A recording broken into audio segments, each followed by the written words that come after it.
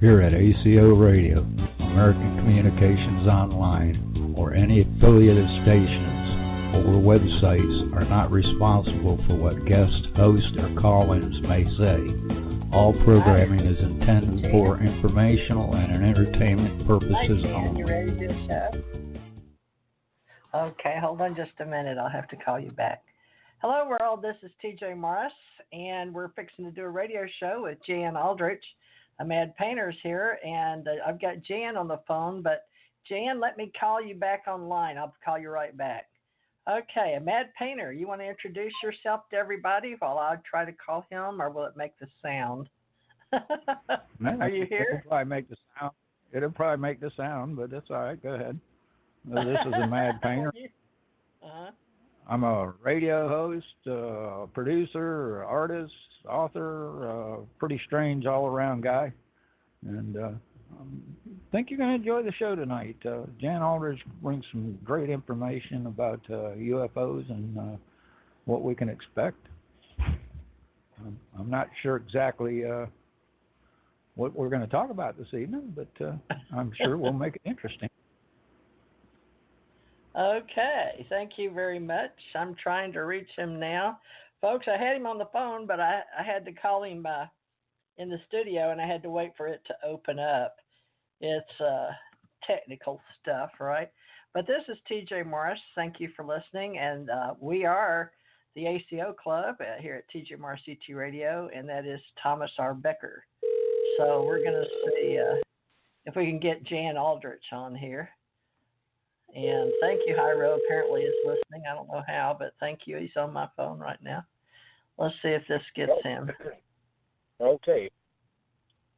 Jan. Hi, this is Jan. Hi. Yeah, we'll have to get you to speak up a little bit because you are now live on the air.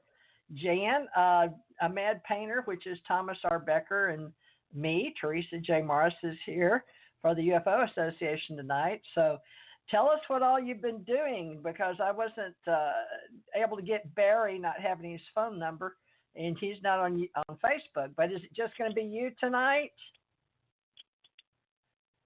I guess so. Yeah. Okay. What you got planned for us? What happened was I was supposed to go. I had a trip planned to the National Archives in Washington. Yeah. But at the last minute, it turned out that we got a chance to go to Chicago and digitize some of the files at CUFOS. All right. Now tell people what CUFOS is, because you're an old-timer. It's an organization that Dr. J. Allen Hynek started. Hynek was for almost 20 years, was the main scientific advisor to the Project Blue Book. Okay. And a few years after Project Blue Book closed, he started the Center for UFO Studies. Okay. In Chicago, right? In Chicago. And the FBI kind of helped him out. Shortly really? after, yes, of course. Well, when the Air Force decided to quit, that they were going to stop taking UFO reports from the public, they didn't say they were going to stop taking UFO reports. They were going to only stop taking UFO reports from the public. Okay. So after that, one of the things that the Air Force didn't make any kind of allowance for is, where do the UFO reports go now? Yeah. So the Air Force said, well, maybe the local and state police will have take over that.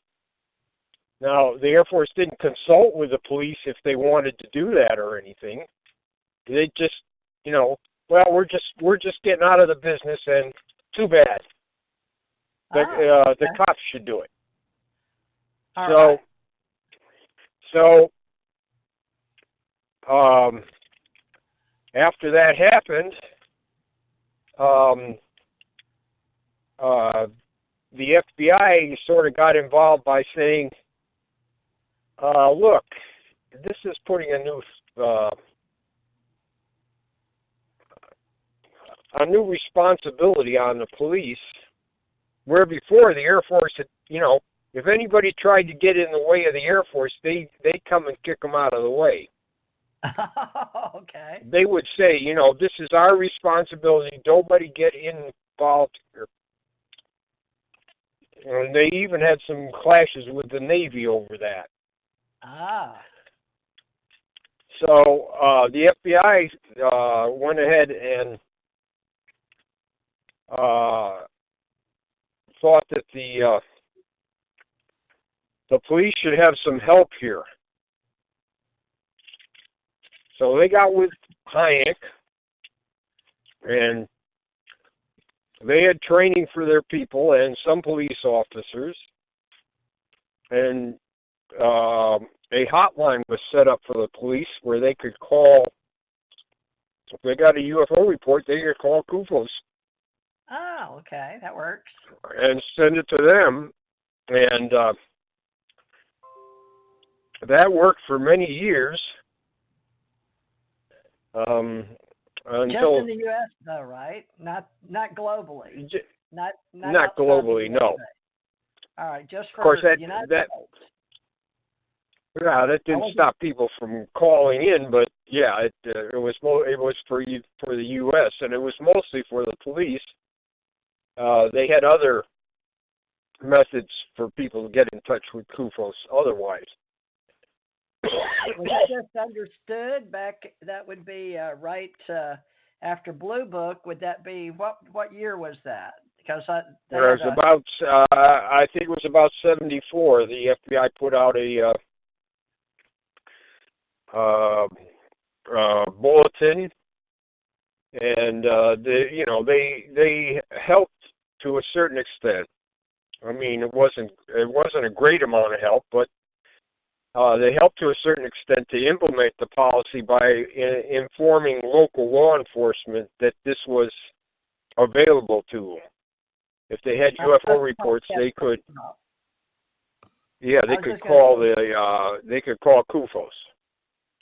Okay, so the UFO business after Project Blue Book was J. Allen Hynek's responsibility somehow. We don't. Do we really know why he started CUFOS, other than they weren't going to keep the civilian? Well, there was no official body anymore. I have some thoughts about why he got involved in this, but there's nothing I can prove. And we've got the UFO files with FBI. Those are open pretty much. Federal Bureau of Investigation has their own files, so you can look up UFO files under. Yeah. Now, if you go to my site, you can find a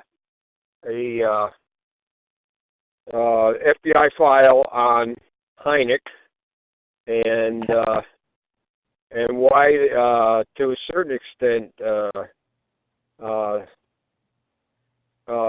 it's very favorable, towards him. He's talk about him being a patriot and everything. Let's tell everybody the name of your site right now. So we're establishing a timeline based on Jan Aldrich Ufologist, folks. He's prior Army, and he's pretty much retired there as high as you can go as Master Sergeant listed.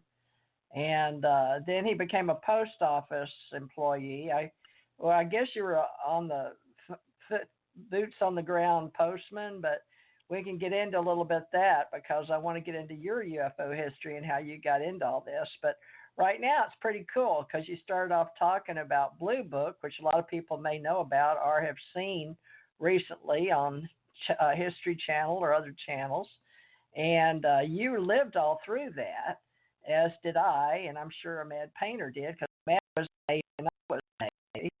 But back in the 70s, I just had my daughter, my fourth child, in Houston. So let's talk about 74, J. Allen Hynek, and what all we suspect was the history before J. Allen Hynek and that which goes forward after CUFOS becomes a archiving. It was a nonprofit, wasn't it? Do you know the history? Yeah, it's a nonprofit. It still exists. It's not gone. It's just they don't put out a magazine anymore. They still exist. They still do work. So they're still archiving. Where do they archive? Right. They well, a lot of material comes into their hands. They don't really have a active investigation anymore, but a lot of material still comes into their hands. Well, I met J. Allen Hynek, and he asked me to get involved. So this is interesting that he's gone. I'm here, and I'm talking to you. I find that very intriguing.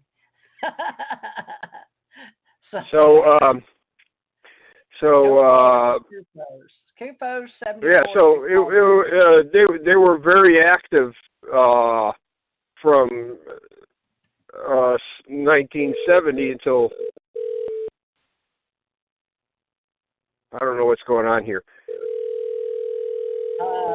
I don't either. I don't know what's going on here, but apparently we were lost there for a minute. Now you're on twice. I have no clue what's going on. Can you hear me? Yeah, I can hear you. Very interesting. Ahmad Painter, are you still here? Oh, yeah. Well, okay.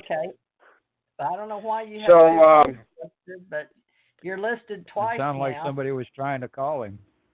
It does. Yeah, maybe that was it. Okay. Maybe you have two phones listed on here. I don't know which one to cut off, but they both say your phone number. Okay. Well, keep going. So this is the history of the UFO. From Project. Right.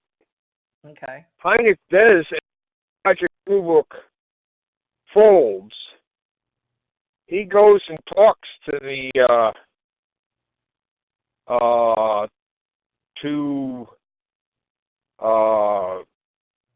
head of Foreign Technologies Division at Wright Field. Wright-Patterson Air Force Base? At Wright-Patterson Air Force Base, he went and talked to the head of the Foreign Technology Division, they had been at one time responsible for Project Blue Book. However, they lost that they lost their responsibility to the Air Force Research and Development. Why? And R&D. Why?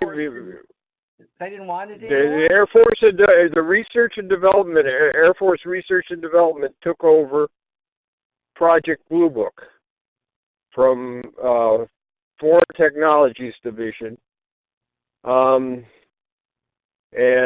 they were the ones that Research and Development was the ones that more or less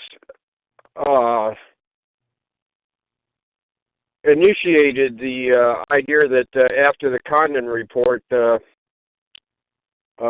Book should be closed. All right. Now explain a little about the Condon report, if you don't mind. Any data that you may have in your brain? So in 1966, the Air Force, or 65 actually, there was a huge flap. And the Air Force put out a whole bunch of spurious explanations for some of the incidents that were covered in the press.